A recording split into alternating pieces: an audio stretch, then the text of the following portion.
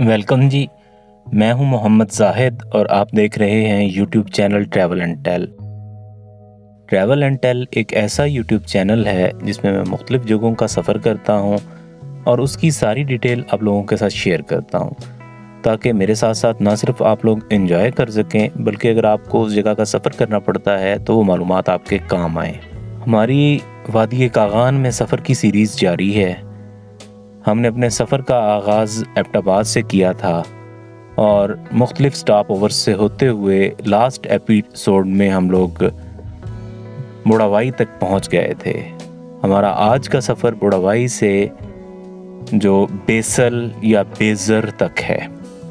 इसको बेसल भी कहा जाता है, बेसर भी कहा जाता है। ये बुढ़ावाई से तकरीबन 18 किलोमीटर के फासले पे वाक़या है। नारान से इस जगह का फासला तकरीबन 45-46 किलोमीटर है, जबकि इससे आगे झील लोरूसर का फासला लगभग 5 किलोमीटर और बाबूसर टॉप का फासला तकरीबन 20 किलोमीटर है। बुढ़वाई से बेसल या बेज़र तक जो ड्राइविंग का टाइम है वो कम और बेश 1.5 से पौने 2 घंटे है। स्मूथ रोड है, ज़्यादा चढ़ाई भी नहीं है, ज़्यादा उतराई भी नहीं है। सतह समुंदर से जो इसकी बुलंदी है, आल्टीट्यूड जो है वो ऑलमोस्ट 10.5 से 11,000 फीट के दरमियान लाई करता है। खूबसूरत नज़ारे हैं साइडों पे, बेतहाशा बर्फ़ के ग्लेशियर्स पड़े हुए हैं जिनको काट के रास्ते बनाए गए हैं। हर तरफ से पानी की जो है ना वो आबशारें, पानी की जो नदियां हैं वो उतर रही हैं पहाड़ों से। नीचे दरिया कुनहार बह रहा है। कुछ जगहों पे बुरबड़े पहाड़ भी हैं रास्ते में, जहां पे बारिश के बाद लैंडस्लाइडिंग का ख़तरा पैदा हो जाता है। लेकिन ओवरऑल जो है ना स्मूथ और प्लेजेंट ड्राइव है ये वाली।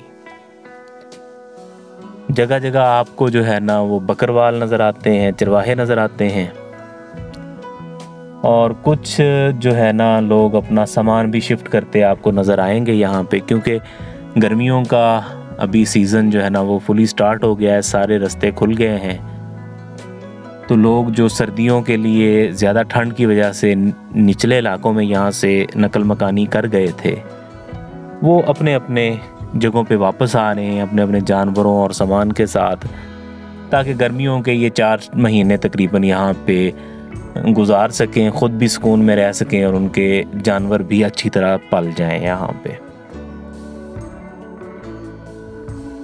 ये बेज़ल या बेसर जो है, ये इससे पहले एक जगह आती है जलखड़, तकरीबन 2 से 3 किलोमीटर पहले। बहुत खूबसूरत जगह है जलखड़ भी। जलखड़ जल पानी को कहते हैं, जैसे कि आपको पता ही होगा।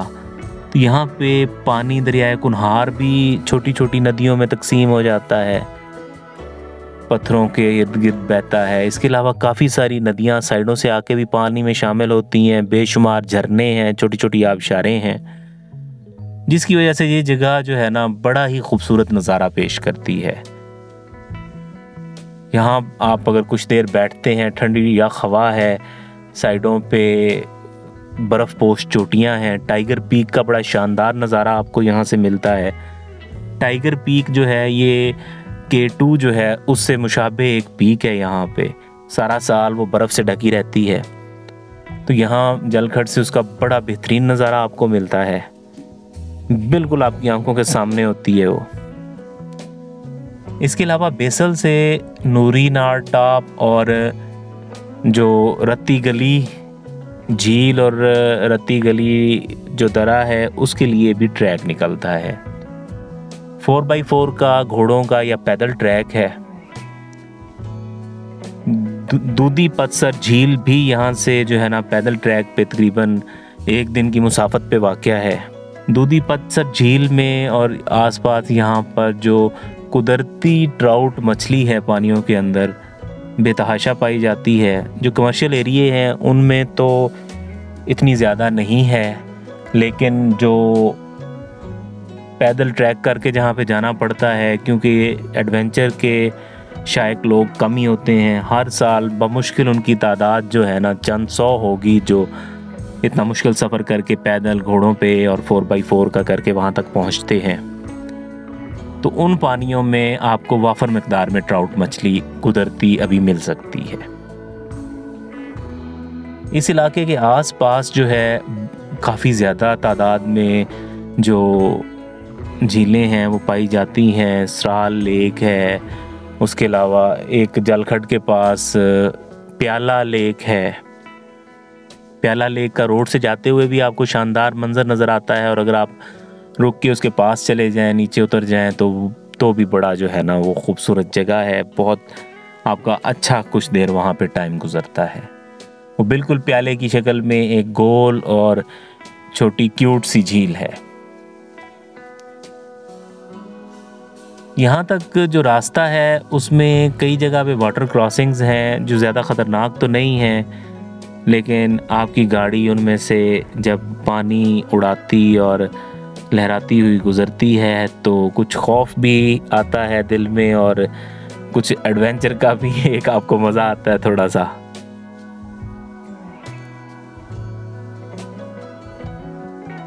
ये जो एरिया है ये मिड जून से लेके तो मिड अक्टूबर तक खुला होता है, एक्सेसिबल होता है। और अगर आप जून में आते हैं तो बहार अपने अरूज पे होती है यहाँ पे, और अगर अक्टूबर में आते हैं तो खिज़ां अपने अरूज पे होती है। जो हमारा गर्मियों का मौसम होता है वो यहाँ पे बहार का मौसम होता है। ये इलाका जो है ये ट्री लाइन से, क्योंकि 10,000 फुट से ऊंचा है, ट्री लाइन से ऊंचा है, तो यहाँ पे दरख्त बड़े वाले नहीं हैं, सब्ज़ा है, छोटे पौधे हैं। ज़्यादा ऊंचे दरख्त, फलदार दरख्त और इस तरह की चीज़ें यहाँ पे नहीं हैं।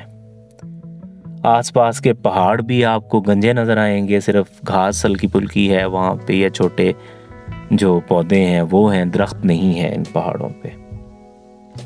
आसमान आपको बेतहाशा नीला नज़र आएगा यहाँ पे। और रात के वक्त अगर आप यहाँ पे स्टे करते हैं तो आसमान पे त्यारों के जाते हुए रास्ते और सितारों की जो है ना कहकशाएं आपको वेलकम करती हैं, आपकी आंखों के सामने होती हैं, आंखों को खैरा करती हैं। बड़ा दिलचस्प नज़ारा होता है। सही मानों में जो आसमान में तारे जड़े हैं वो आपको ज़मीन से नज़र आते हैं। फिर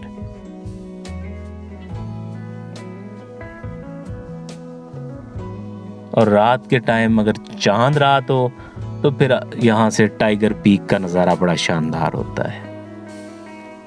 अगर आपको कभी मौका मिले तो फैमिली के साथ तो नहीं, लेकिन जो अकेले लोग हैं वो अगर यहाँ पे आके कैंप करें टाइगर पीक के बिल्कुल सामने जलखड में, और चांदनी रात में टाइगर पीक का नज़ारा लें तो उनके सही पैसे पूरे होंगे वहाँ पे। मौसम तो शानदार है, बड़ा ठंडा मौसम है। आपको दिन में क्योंकि धूप होती है और धूप भी यहाँ पे बड़ी ब्राइट सनलाइट होती है तो आपको इतनी सर्दी फील नहीं होती, लेकिन यूं ही सूरज जो है ना अपना मुंह छुपाता है, शाम उतरता है तो हवा में खुनकी बढ़नी शुरू हो जाती है, और रात में तो अच्छी खासी ठंड हो जाती है। टेम्परेचर रात का जो है ना वो 2-3 डिग्री तक जो है ना गिर जाता है, 2-3 डिग्री के आसपास पहुंच जाता है। यहाँ पे जो है वो लोलूसर झील और दोदी पतसर झील की वजह से इस इलाके को दोदी पत लोलूसर नेशनल पार्क का दर्जा दिया गया है। नेशनल पार्क उस जगह को डिक्लेयर किया जाता है जहाँ पे किसी भी किस्म की नेचुरल जो चीज़ है उसको नुकसान पहुँचाने पे पाबंदी होती है। आप जो है शिकार नहीं कर सकते, आग जो है वो लकड़ियों की नहीं जला सकते, वहाँ की काट के लकड़ियाँ, और नेचर को नुकसान नहीं पहुँचा सकते। कोई किसी किस्म की जो रेप्टाइल्स हैं, कीड़े मकोड़े हैं और वो चीज़ें, इस तरह की जो भी जानवर हैं वहाँ पे, पौधे और जानदार किसी को नुकसान नहीं पहुँचा सकते। और ये बहुत अच्छा इक़दाम होता है और काफ़ी हद तक अमल भी होता है। अल्लाह करे कि इसके ऊपर फुली अमल हो। ये सिर्फ यही एक तरीका है कि हम अपनी आने वाली नस्लों के लिए नेचर को बचा सकते हैं, इस कुदरती हुस्न को उनके लिए महफूज रख सकते हैं। अगर ये पाबंदियां ना हों तो हर बंदा अपनी हद के अंदर जो है ना, जितना डिस्ट्रैक्शन हो सकेगी करेगा, जितना नुकसान पहुंचा सकेगा कुदरत को उतना नुकसान पहुंचाएगा। सारे नज़ारे ख़त्म हो जाएंगे। वैसे भी हम लोग जो है वो क्लाइमेट चेंज की वजह से बिल्कुल जो है ना तबाही के दहाने पे पहुंच चुके हैं। माहौलियात का हमारे प्यारे पाकिस्तान में बड़ा बुरा हाल है। दरख्त लगाने पे हम लोग यकीन नहीं रखते, तोड़ने पे, दरख्त काटने पे, जड़ से उखाड़ने पे जो है ना हमारा ज़्यादा जोर होता है। तो इस तरह नेशनल पार्क का दर्जा दे के चलो जितनी जगह महफूज रह सकती है उसे रहना चाहिए।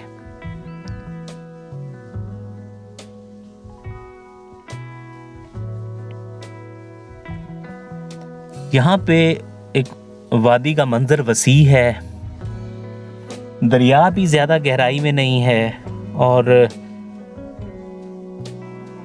आप क्योंकि खुद भी काफी ज्यादा हाइट पे आए होते हैं, 10,500 फीट की बुलंदी काफ़ी ज़्यादा बुलंदी है। गाड़ी में बैठ के शायद इतना फील नहीं होता, आप बाहर निकल के चलें तो आपको ऑक्सीजन की कमी भी फील होगी और पता भी चलेगा कि आप 10,500 फीट से ज़्यादा की बुलंदी पे हैं। लेकिन विज़िट करने के लिए ये अच्छी जगह है। इसके अलावा जो है वो बेसल में मून रेस्टोरेंट है। यहाँ पे मैं मून रेस्टोरेंट की इंतज़ामिया को खराज तहसीन पेश करना चाहूँगा। इस पूरे इलाके में सियाहों के लिए कोई सहूलत नहीं है, लेकिन मून रेस्टोरेंट वालों ने एक प्राइवेट कंपनी होते हुए भी अपने रेस्टोरेंट के बाहर रेस्ट एरिया बनाया है। वसी पार्किंग है गाड़ियों के लिए फ्री में और कोई 50-60 से भी ज़्यादा वॉशरूम्स एक क्लास के, आपको उस क्लास के मोटरवे पे भी वॉशरूम्स नहीं मिलते जितने इस रिमोट एरिया में मून रेस्टोरेंट वालों ने बनाए हैं। बहुत अच्छी काविश है, अल्लाह पाक उनको सुख सेहत दे और उन्होंने सियाहों के लिए बड़ा अच्छा काम किया है। आखिर में आप लोगों के लिए आसानियों की दुआ है और रिक्वेस्ट है कि मुझे जो है ना चैनल को सब्सक्राइब करें, वीडियो को भी लाइक और शेयर कर दें, मुझे भी सपोर्ट कर दें थोड़ा सा। आखिर में आप लोगों के लिए आसानियों की दुआ, अल्लाह पाक आपको आसानियाँ दे और आसानियाँ आगे तकसीम करने का हिम्मत और हौसला दे। थैंक यू, गुड बाय, अल्लाह हाफिज़।